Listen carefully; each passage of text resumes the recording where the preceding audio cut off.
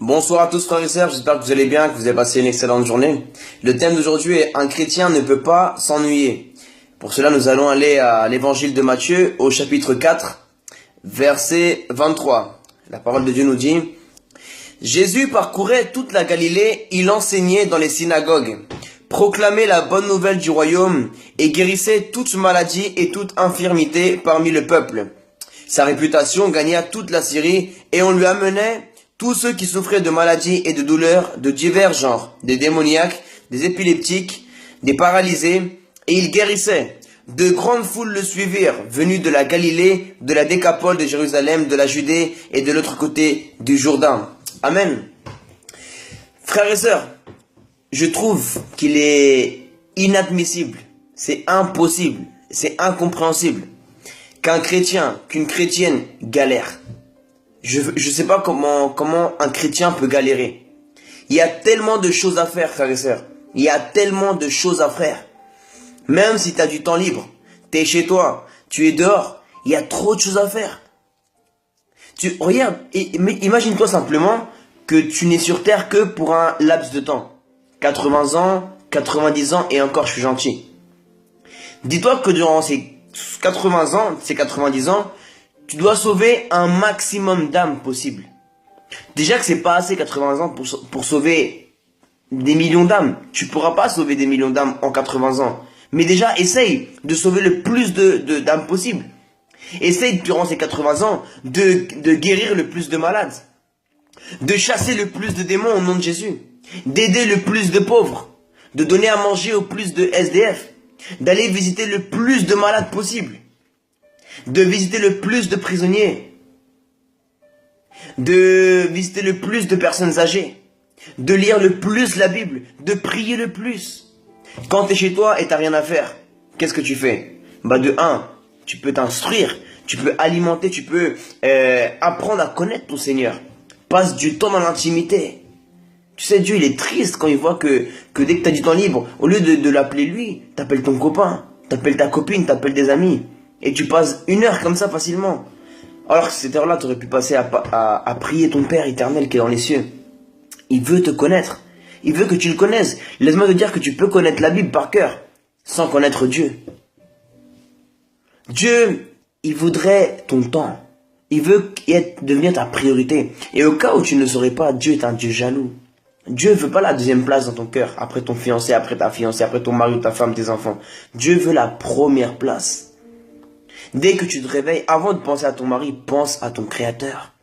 Avant de te réveiller, avant de penser à tes enfants, avant de penser à faire du shopping, avant de penser à aller même évangéliser, avant de même penser servir le Seigneur, pense à adorer l'Éternel.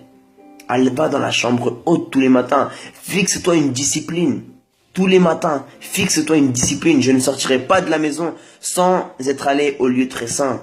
Jésus se levait tous les matins. Il montait à la montagne, parlait avec le Père. Il passait des heures, même des fois toute la nuit. Il descendait de la montagne. Il réveillait ses disciples. Il disait, allez, on y va. Et après, il avait un planning chargé, certes. Mais avant, il passait du temps dans l'intimité. Jésus lisait les Écritures. La Torah, à l'époque, il n'y avait pas le Nouveau Testament, l'Évangile. Mais à l'époque, il lisait les Écritures. Jésus lisait les Écritures. Et je suis sûr que Jésus faisait lire aussi aux apôtres les Écritures. Frères et sœurs, tu peux pas galérer. Sinon, tu vas être un chrétien médiocre, un chrétien banal. Et quand tu vas arriver devant Dieu, à la fin de ta vie, tu vas rougir. Parce que tu auras honte. Parce que tu verras la vérité en face. Et Dieu te dira, regarde, il va te montrer un film. Et il dira, voilà ce que j'aurais voulu faire avec toi, ma fille. Voilà ce que j'aurais voulu faire avec toi, mon garçon. Voilà les millions d'âmes que je voulais sauver. Je voulais faire de toi un évangéliste, un grand pasteur. Pas être connu forcément, mais faire dans le secret. Faire des disciples. Enseignez-leur ce que je vous ai enseigné. Toi, tu t'alimentes, tu vas à l'église, tu reçois, mais tu donnes jamais.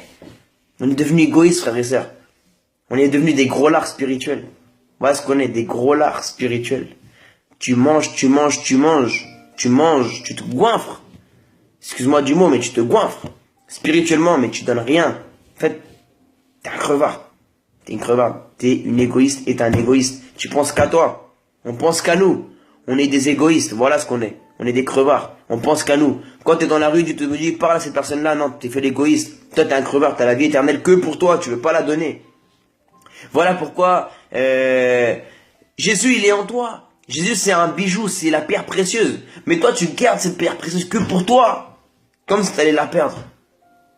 Non, partage-la. Jésus, c'est la vie. Ce monde meurt, frères et sœurs. Sortez de chez vous. Arrêtez d'être paresseux. Levez-vous le matin, à 5 heures du matin, 6 heures du matin. Va donner à manger au SDF.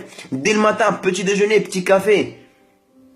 Va aider les gens dans la rue. Va prêcher la parole dans les métros, dans la rue. Mais fais quelque chose. À ce temps-ci où je te parle, le diable est en train de tuer des vies. De violer des femmes. Et les serviteurs du diable, ils dorment pas. Le diable les réveille à 4 heures du matin. Même à 3 heures du matin pour leur rendre un culte d'adoration satanique. Faire des sacrifices. Le matin à 3 heures du matin. Et s'ils se réveillent pas, il les tourmente, il envoie des esprits, leur tirer les pieds, leur tirer les jambes, leur tirer les cheveux, mais il les réveille. Le Saint-Esprit te réveille à 3 heures du matin, sous le prétexte d'aller aux toilettes. Tu vas aux toilettes, tu sais très bien que c'est le Saint-Esprit qui t'a réveillé pour aller prier, pour l'adorer, pour lire la Bible. Mais tu te rendors. Égoïste.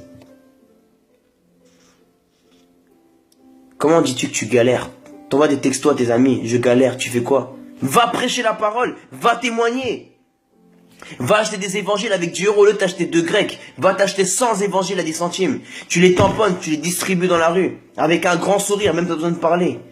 Mais fais quelque chose, ma soeur, sur Facebook. Au lieu de perdre ton temps sur Facebook. Prêche la parole, mets des versets. Envoie des messages à plusieurs personnes. Jésus t'aime, passe une bonne journée. Dieu a un plan merveilleux pour toi. Frères et sœurs, prenons une décision aujourd'hui. Cessons d'être pareil, ça m'énerve. Ça m'énerve. Après, on va s'habiller sur la meilleure chemise, le meilleur pantalon, la meilleure robe le dimanche à l'église, faire Alléluia, Jésus est mon ami de tous les jours. Mytho, va. Ami du dimanche, ouais. Frères et sœurs, je rigole avec vous, mais c'est sérieux ce que je vous dis. Un chrétien ne peut pas galérer.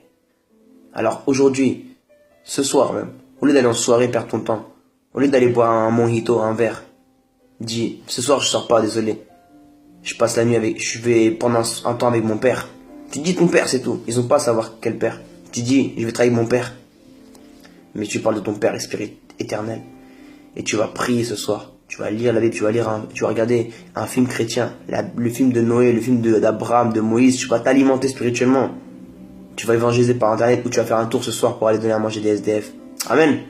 Frères et sœurs, passez une très bonne soirée. N'oubliez jamais que Dieu vous aime énormément et qu'il veut vous utiliser. Laissez-vous utiliser par Dieu, sinon vous serez des serviteurs inutiles quand vous allez devant Dieu. Dieu veut t'utiliser, tu vas rougir, tu sais pas ce qui t'attend. Donne un sacrifice vivant à Dieu, d'accord? Allez, à demain, sois béni.